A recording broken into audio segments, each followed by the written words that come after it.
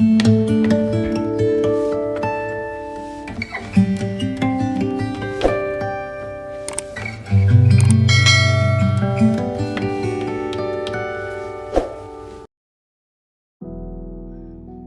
اونچی جگہوں پر کھڑے ہوتے ہیں انہیں زیادہ طوفانوں اور آندھیوں کا سامنا کرنا پڑتا ہے۔ جس چیز کی ضرورت نہیں اس کی جستجو مت کرو، اور جس چیز کا علم نہیں اس کے متعلق بات نہ کرو۔ جو شخص خود اپنے اوپر حکومت کرنا نہیں جانتا، یاد رہے کہ وہ ہمیشہ دوسروں کا غلام رہے گا۔ دل کی 1000 آنکھیں ہوتی ہیں مگر وہ محبوب کے عیبوں کو نہیں دیکھ سکتی۔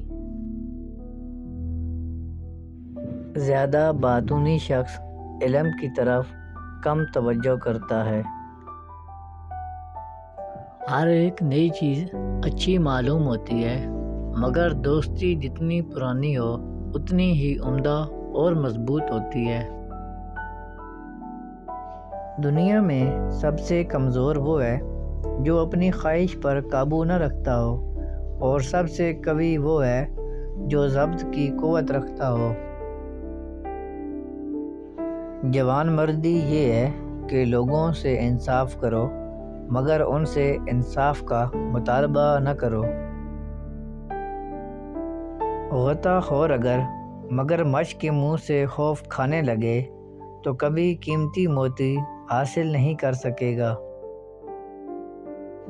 جو اپنوں کے ساتھ وفا نہیں کرتا، داناؤں کے نزدیک وہ کسی کا دوست بھی نہیں ہوتا۔ جو سخی کھائے اور دے اس عبادت گزار سے بہتر ہے جو لے جائے اور جمع کرے۔ جو آدمی سوچ کر بات نہیں کرتا وہ اس کے جواب پر بگڑتا ہے۔ جس نے علم حاصل کیا اور عمل نہ کیا وہ اس آدمی کی مانند ہے جس نے ہل چلایا اور بیج نہ بکھیرا۔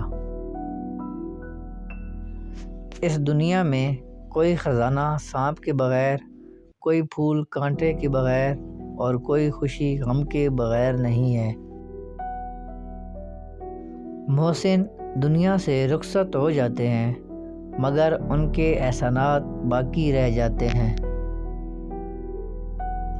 خوش نصیب ہے وہ جس نے اپنے عیب پر نظر نہ ڈالی، اور جب کسی نے اس کے عیب کی نشاندہی کی تو اپنی خامی کو بلا حجت تسلیم کیا۔ جس شخص کے اپنے اعمال حیوانوں جیسے ہوتے ہیں وہ شریف النفس انسانوں کے بارے میں بھی بدگمانی سے کام لیتا ہے۔